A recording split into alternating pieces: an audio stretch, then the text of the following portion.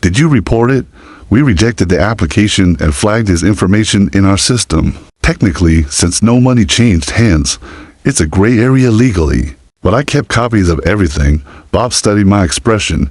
You really didn't know about this. I shook my head, thinking about all those monthly payments I'd been making. All the dinners where Harry had complained about money troubles, while planning to rob me behind my back. What was he going to use the money for? Bob glanced around the diner, then leaned closer. According to his application, home improvements. But word around town is Harry's got gambling debts. Pretty substantial ones. How substantial? Jim Morrison might know more. You remember Detective Morrison? He mentioned something about Harry being a regular at Glacier Peaks Casino. I did remember Jim Morrison. We'd served on the church building committee together, and his daughter had been in Tiffany's graduating class. If Jim had information about Harry's gambling, it was probably accurate. Bob, I appreciate you telling me this. I pulled out my wallet to pay for coffee I'd barely touched. Clark, be careful. A man who'd forged documents to steal from family might do other desperate things. When he's cornered, I walked back to Pine Lodge with my mind racing. Harry's beer demand and disrespect suddenly made more sense. He had already seen me as a mark, a convenient source of cash for his gambling habit. The ultimatum wasn't about establishing dominance. It was about maintaining access to money he believed he was entitled to steal. Back in my motel room, I opened my laptop and created a new document titled Harry Thompson Evidence. Bob's revelation was just the beginning. If Harry had been lying about this, what else had he been hiding? The courthouse closed at 5 p.m. I had 1 hour to file the paperwork. That would change everything. After lunch, I'd driven straight from the diner to the Flathead County Courthouse, an imposing brick building that had intimidated me as a young man, but now seemed like an ally. The clerk's office was on the 2nd floor, staffed by a middle-aged woman who processed my eviction notice with professional efficiency. Mr. Miller, you understand this is your daughter's residence? She reviewed the property deed I provided, comparing it to the eviction documents. It's my property. The residents have violated the terms of their occupancy. What terms would those be? I prepared for this question. Verbal agreement requiring mutual respect and contribution to household expenses. Both conditions have been breached. She stamped the papers with practice authority. 30-day notice period begins today. If they contest, we'll schedule a hearing. Otherwise, the sheriff will serve final papers after the deadline.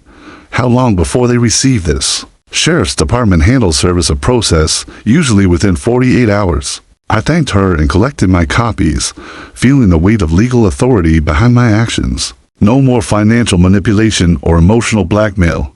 Everything was going through proper channels.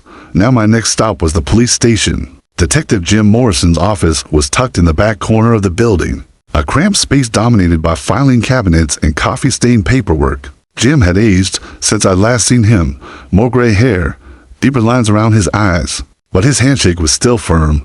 Clark, what brings you to my corner of the world? Information gathering. Bob Harrison mentioned you might know something about Harry Thompson's gambling activities. Jim's expression shifted to professional interest. Your son-in-law. What's the context here? I explained the situation briefly, the ultimatum, my departure, the discovery of Harry's attempted loan fraud. Jim listened without interrupting, occasionally making notes. Harry's definitely known at Glacier Peaks, Jim said when I finished. Regular player, usually at the poker tables. Staff mentioned he's been more frequent lately, playing higher stakes. Any idea how much he owes? Different creditors, different amounts. We've had calls about collection issues, nothing criminal yet, but heading that direction. I'd estimate 18 to 20,000 total. The numbers staggered me. Harry had been living in my house, eating my food, demanding my respect while secretly burning through enough money to buy a decent car. Who are these creditors? Mix of legitimate lenders and less savory characters. The legitimate ones are getting impatient. The others, Jim shrugged. Let's just say they don't usually involve law enforcement in their collection methods. What's the timeline looking like? He's been stalling for about 6 weeks. Most creditors will give someone 3 months before escalating. Harry's running out of road. I left the police station with a clearer picture of my son-in-law's situation. The gambling explained his desperation, his attempt to fraudulently mortgage my house, and his increasing aggression toward me. I wasn't just a convenient funding source. I was his only hope of avoiding serious consequences. That evening, I sat in my motel room reviewing the day's progress, legal eviction notice filed, and ready for service, confirmation of Harry's gambling debts and fraudulent activities. A growing network of professional allies who understood the real situation. I opened my laptop and updated my evidence file, adding Jim Morrison's information to Bob Harrison's revelations. Pattern recognition had been a crucial skill in banking, and the patterns here were becoming crystal clear. Harry wasn't just disrespectful or entitled. He was desperate, dishonest, and dangerous. The more pressure he felt, the more reckless he would become. I needed to be ready for whatever came next. The next morning, I would start making strategic phone calls to Harry's creditors. Not to pay his debts, those consequences were his too. Face, but to ensure they knew his true financial situation, including the fact that he had no legal claim to my property. The truth was always the best weapon. Word travels fast in a town like Kalispell. By Friday, I realized it was time to control the narrative. My first encounter happened at the post office, where Mrs. Henderson from the church mailing committee cornered me near the stamp machine. She was one of those women who collected information like OT. Hers collected recipes, always ready to share what she'd learned. "Clark, dear, I've been hearing troubling things about family troubles. Is everything all right?" I considered my response carefully. Mrs. Henderson would repeat whatever I said to at least a dozen people by Sunday service. "Tiffany and Harry asked me to move out, so I did. Sometimes adult children need to handle their own responsibilities." Her eyebrows rose. "They asked you to leave your own house? But didn't you pay for their wedding and help them with the down payment?" She leaned closer, lowering her voice conspiratorially. "I always wondered how they afforded that house on Harry's salary." I nodded but didn't elaborate. The facts would speak for themselves. My next stop was Miller's Hardware, where I'd worked part-time after retiring from the bank. Tom Kowalski, the owner, looked up from his inventory sheets with genuine concern. "Clark, heard you're staying out at Pine Lodge. What's going on?" 3 other employees gathered around as I explained the situation. Their reactions were immediate and unanimous, shocked that Harry had treated me so disrespectfully, and angry that I'd been supporting them financially for years without recognition. "You paid for their college tuition." Dave, the assistant manager, shook his head in disbelief. "Harry told everyone his family was well off. Said they were helping you with mortgage payments." Harry said a lot of things that weren't true, I replied calmly. Tom's expression darkened. "That explains why he always seemed to have money, but never worked overtime. We offered him extra shifts plenty of times, but he always had other commitments." "Those commitments were probably at the casino," muttered Sarah from the paint counter. By the time I left the hardware store, I knew the real story would be all over town within hours. Kalispell's small-town network was more efficient than any advertising campaign. My third stop was St. Mark's Lutheran Church, where Pastor Williams was preparing for the weekend services. He invited me into his office, offering coffee and a chair. That had comforted many troubled parishioners over the years. "Clark, several people have mentioned they're concerned about you. Can you help me understand what's happening?" I appreciated Pastor Williams' direct approach. He wasn't fishing for gossip. He was trying to help a member of his congregation. "Pastor, I've been financially supporting my daughter and son-in-law for 5 years. Last weekend, they made it clear that my presence in the house was conditional on my following Harry's orders. I chose to leave rather than accept that arrangement. That must have been incredibly painful." It was clarifying. I said honestly, "I love my daughter, but I won't be treated like a servant in my own home." Pastor Williams nodded thoughtfully. "Sometimes loving someone means allowing them to face the consequences of their choices. It sounds like you've been protecting them from those consequences for a long time. Too long, I think." During my walk back to the motel, I stopped at Annie's coffee shop for an afternoon cup. The place was busy with the usual Friday crowd, retirees, off-duty workers, mothers with strollers. I found a small table in the corner and listened to the conversations flowing around me. Heard Harry owes money all over town. Clark Miller's been paying their bills for years. Always seemed odd how they lived so well on his salary. The information was spreading exactly as I'd expected. Small towns were like organisms. They processed information quickly and efficiently, separating truth from fiction through collective wisdom. My phone rang as I was leaving the coffee shop. "Mrs. Patterson, my next-door neighbor for 20 years. Clark, I hope you don't mind me calling. I wanted you to know there's been a lot of shouting at the house lately, mostly Harry, but Tiffany, too. Yesterday, the police drove by twice. Thank you for letting me know, Mrs. Patterson. I appreciate you keeping an eye on things. Are you safe where you're staying? Do you need anything? The genuine concern in her voice reminded me that community support came in many forms. I'm fine. Thank you. Just taking things one day at a time. That evening, I sat in my motel room, reviewing the day's conversations. The social pressure was building naturally, without any vindictive effort on my part. People simply recognized injustice when they saw it clearly. My phone rang again. A known number, but I recognized the area code, one of Harry's creditors most likely. I let it go to voicemail, then listened to the message. This is Marcus Webb from Frontier Financial Services. We're looking for Harry Thompson regarding a past due account. Please call us at your earliest convenience. They were calling me because Harry had probably listed my house as his address on credit applications.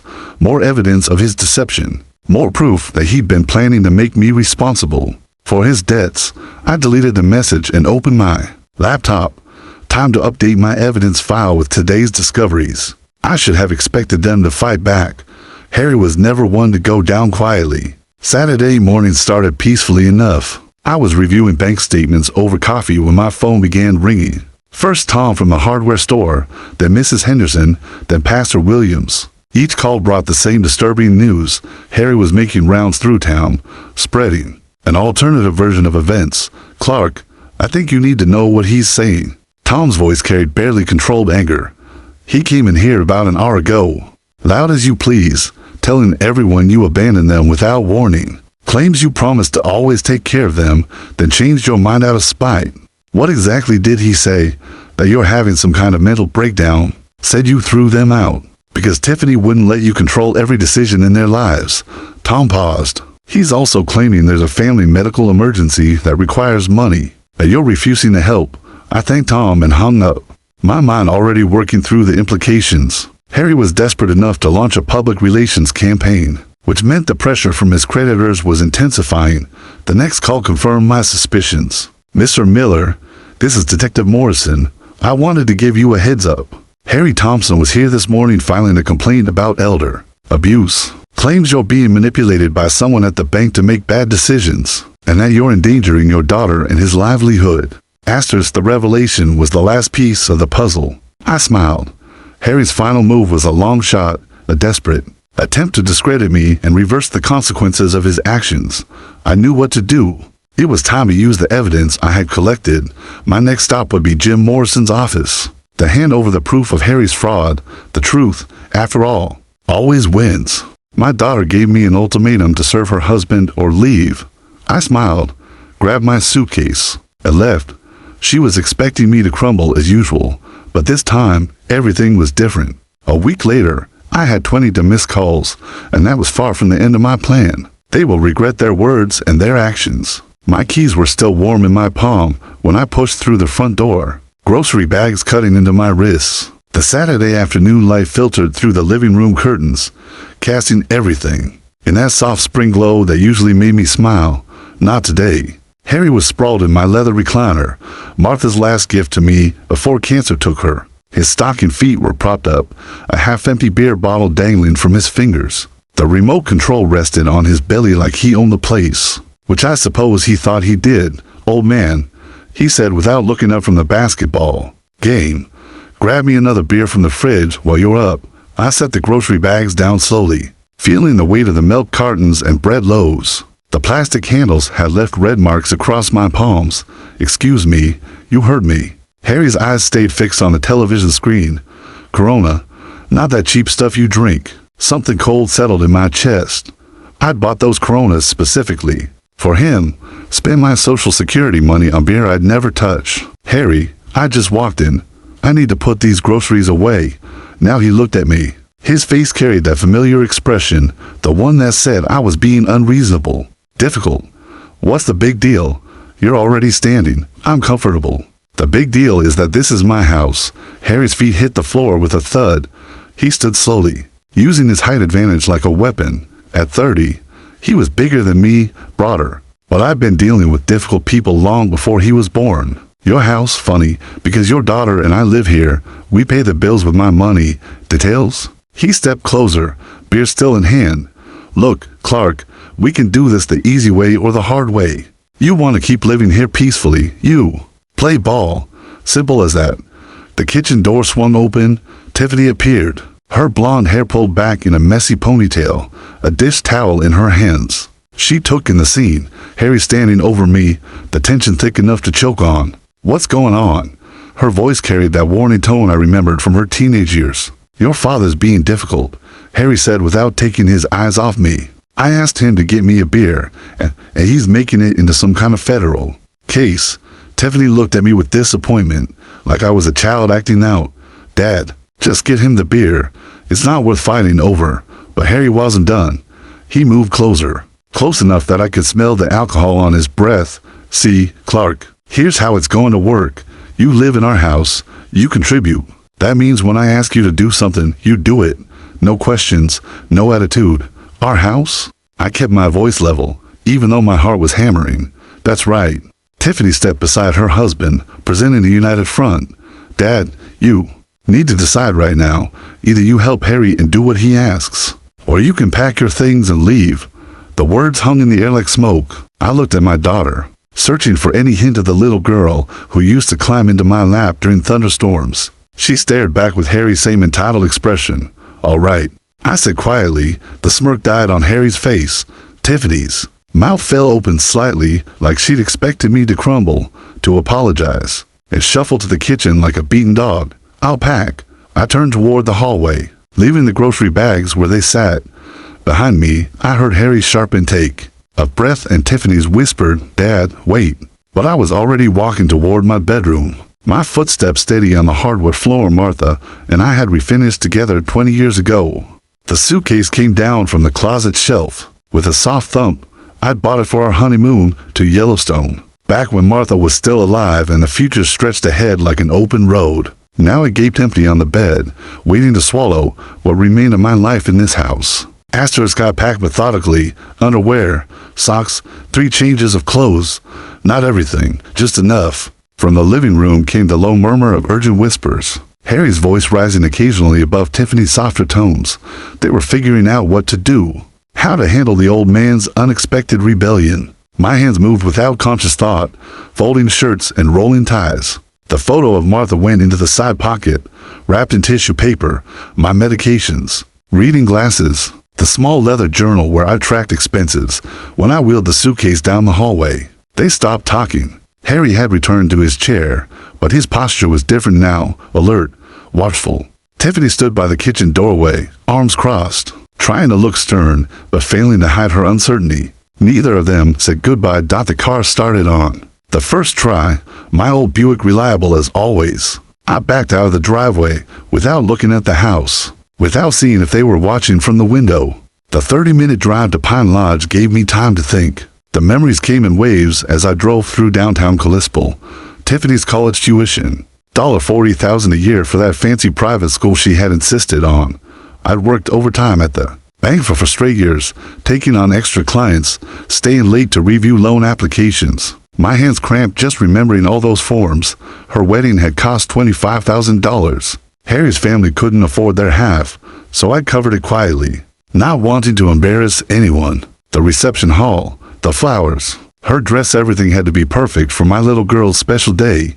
Then came the house. $80,000 from my retirement savings for their down payment, because young couples needed help getting started. That's what fathers did, I told myself. That's what Martha would have wanted. The monthly payments followed like clockwork. $1,100 for their mortgage, $300 for utilities, $500 for groceries when money got tight. My Social Security check disappeared into their lives piece by piece, and I convinced myself it was love. The Pine Lodge Motel sat on the outskirts of town, a low building with faded paint and a neon sign that flickered intermittently. The room was small but clean, a bed, a chair, a tiny table by the window. I set my suitcase on the luggage rack and sat heavily on the mattress edge. The silence was different here. Not the comfortable quiet of my own home, but the hollow emptiness of a temporary space. I pulled out my phone and scrolled through the contacts, bank numbers, insurance companies, credit card services numbers I knew by heart from 30 years. In finance, tomorrow was Sunday, but some things can still be done. Some calls can still be made. I opened my laptop on the small table and logged into my online banking. Account balances glowed on the screen.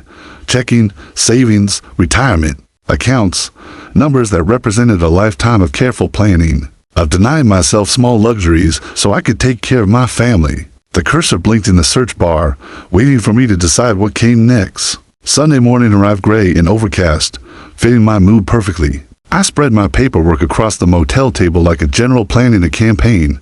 Bank statements, insurance policies, legal documents, everything organized, everything within reach. The first call went to First National Bank. Sunday banking was limited, but automated systems never slept.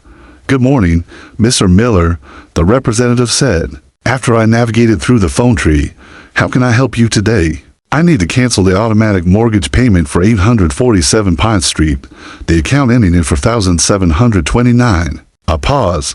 Computer keys clicking. Double quote, "Sir, I show that payment has been active for 5 years. Are you sure you want to discontinue it?" "Completely sure. May I ask the reason for the change?" "The homeowners no longer qualify for my financial assistance." More clicking.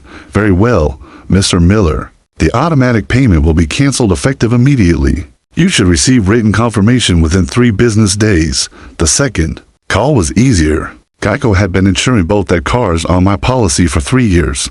Harry's Silverado, Tiffany's Honda, $280 every month for vehicles I never drove. Coverage for accidents I'd never cause. "I need to remove the vehicles from my policy," I told the agent. "My daughter and son-in-law will need to establish their own coverage." "When would you like this change to take effect?" "Today." The credit cards took longer. Tiffany was an authorized user on 3 of my accounts: Visa, MasterCard, and the store card from Costco. $500 monthly I'd been paying on balances I'd never created, purchases I'd never made. Mr. Miller, removing authorized users will require them to apply for their own credit. The Visa representative explained, "Any outstanding balances will remain your responsibility, but they won't be able to make new charges." "I understand. Remove them immediately." Each call felt like lifting a weight from my shoulders. 30 years of banking experience had taught me the system's ins and outs, the legal language, the proper procedures. Everything I was doing was completely within my rights. The life insurance change required written documentation, but I started the process. $100,000 that was supposed to go to Tiffany. Money I'd earned to protect my family's future, but family meant something different now. By noon, I'd made 8 calls. Mortgage payments stopped, insurance canceled, credit cards blocked. The automatic transfers that had been bleeding my accounts dry. For years, all of it ended with polite conversations and confirmation numbers. I sat back in the cheap motel chair and looked at my notes, confirmation numbers, reference codes, effective dates, the paper trail of financial independence. My phone sat silent on the table. No missed calls, no urgent messages. They didn't know yet. Probably wouldn't know until the first payment bounced. The first bill arrived with their names on it instead of mine, but they would know soon enough. I closed my laptop and walked to the window. Across the parking lot, an elderly man was loading suitcases into a pickup truck, his wife directing the operation with gentle efficiency, probably heading home from visiting grandchildren or maybe starting a long-postponed vacation. I envied their easy partnership, the way they moved around each other with practiced familiarity. Martha and I had been like that once. My phone buzzed against the table, a known number. I let it ring. The week passed quietly for me, but apparently not for them. I'd settled into a routine at Pine Lodge, coffee from the lobby, breakfast at the diner down the street, long walks around Kalispell's quiet neighborhoods. My phone accumulated missed calls like a collection I had no interest in starting. By Wednesday, there were 12 messages. By Friday, 22. I listened to them in chronological order, watching the progression from confusion to anger to desperation. The first few were almost casual. Tiffany asking if there was some kind of banking error with the mortgage payment. Harry leaving brief, annoyed messages about the car insurance lapsing. But by the middle of the week, panic had crept in. "Dad, what the hell is going on?" Tiffany's voice cracked with frustration. "The bank says you stopped the automatic payment. They want the full amount by Friday, or they'll start foreclosure proceedings." Harry's messages grew increasingly aggressive. "Clark, you need to fix this right now. I've had people asking questions about my insurance. You're making us look like deadbeats." The later calls bordered on begging. Tiffany crying, promising they'd work something out if I just called them back. Harry trying a different approach. claiming he'd been too harsh and wanted to make things right. I deleted each message after listening, feeling nothing but mild curiosity about their growing desperation. Thursday morning brought a knock in my motel room door. Through the peephole, I saw them both, Tiffany in a wrinkled sweater, Harry in his work clothes, both looking like they'd slept badly. I opened the door, but didn't invite them in. Dad. Tiffany's eyes were red-rimmed, her usual composure cracked. We need to talk. About what? Harry pushed forward, his face flushed with anger. About the fact that you're trying to ruin our lives over some stupid argument about beer. I'm not trying to ruin anything, I said calmly. I'm simply no longer paying for your lives. The mortgage, Clark, Harry's voice rose. You can't just stop paying the mortgage. That's our house. Actually, it's my house, my name on the deed, my signature on the loan. You two were just guests. Tiffany grabbed Harry's arm as he stepped closer to the door. Dad, please, we can work this out. Harry was wrong to talk to you that way. We both were. But you can't just leave us with no warning, no discussion. You gave me an ultimatum. I reminded her, do what Harry says or get out. Those were your exact words. I didn't mean it like that. Yes, you did. I looked at my daughter, seeing a stranger wearing her face. You meant every word. You just didn't expect me to choose option 2. Harry tried a different approach, his voice artificially calm. Look, we all said things we didn't mean, but you're talking about our home, our credit, our whole lives. You can't just pull the rug out like this. I can, and I did. I started to close the door. You wanted me to leave. I left. You wanted to handle your own lives. Now you can. Dad, wait. Tiffany's voice broke. What about family? What about everything we've been through together? I paused, looking at her desperate face. For a moment, I remembered the little girl who used to help me rake leaves in the fall, who brought me dandelions she picked from the yard. But that little girl had grown into someone who could stand by. While her husband humiliated her father in his own living room, family works both ways, sweetheart. I said quietly, I spent 5 years taking care of you both. When it was time for you to take care of me, you chose him instead. Harry's fake composure cracked. You crazy old bastard. You can't just... I can call the police if you keep raising your voice. I interrupted. This is private property and you're disturbing the peace. They stared at me, probably seeing me clearly for the first time in years. Not the soft-hearted father and grandfather-to-be. Not the convenient bank account with legs. Just a man who finally learned to say no. Harry grabbed Tiffany's elbow. Come on, we'll figure this out ourselves. They walked back to their car, Harry's swagger replaced by a worried hunch. Tiffany looked back over her shoulder like she was seeing a stranger. I watched them drive away, then closed the door and returned to my laptop. There were still calls to make, still accounts to close. The work of dismantling a relationship was far from finished. I needed coffee and a chance to think clearly. Asterisk the diner on Main Street had always been my refuge when Martha was alive. She'd meet me there after her doctor appointments, and we'd split a piece of apple pie while discussing nothing important. Tuesday morning found me walking the familiar 3 blocks, my breath visible in the crisp mountain air. The routine felt grounding after yesterday's confrontation. I'd organized my paperwork again this morning, reviewing bank statements and confirmation numbers like a general studying battle plans. The diner's bell chimed as I entered. Coffee steam and bacon grease created that comfortable fog of normalcy I craved. I'd barely settled into my usual corner booth when a familiar voice called out, Clark Miller. Well, I'll be damned. Bob Harrison rose from a table near the window, a newspaper folded under his arm. We'd worked together at First National for 15 years before his transfer to the main branch. Bob had handled commercial loans while I managed personal accounts, but we'd shared enough coffee breaks to consider ourselves friends. Bob, I stood to shake his hand. Good to see you. Mind if I join you? Haven't seen you since Martha's service. He slid into the opposite seat without waiting for an answer. Heard you moved out to Pine Lodge. Everything all right? The waitress appeared with coffee before I could answer. I used the interruption to consider how much to share. Bob was trustworthy, but he was also a banker with professional obligations. Family situation, I said finally, needed some space to think things through. Bob nodded slowly, studying my face. That son-in-law of yours tried to pull a fast one on us a few months back. My coffee cup stopped halfway to my lips. What kind of fast one? Wanted a home equity loan on your house. $50,000. Bob's expression darkened. Claimed it was his property, brought in documentation and everything. The diner's ambient noise seemed to fade. My house, I said. He owned my house. That's right. Had some paperwork that looked official at first glance, but when we ran the title search, Bob shook his head. Everything came back to you, of course, clean title. No cosigners, nothing that would give him any claim to the property. I set my cup down carefully, processing this information. When exactly did this happen?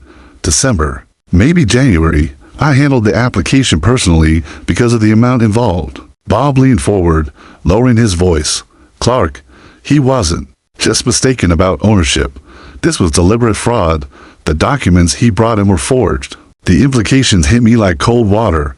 3 months ago, Harry had been planning to steal from me. This wasn't desperation born from our current crisis. This was premeditated deception.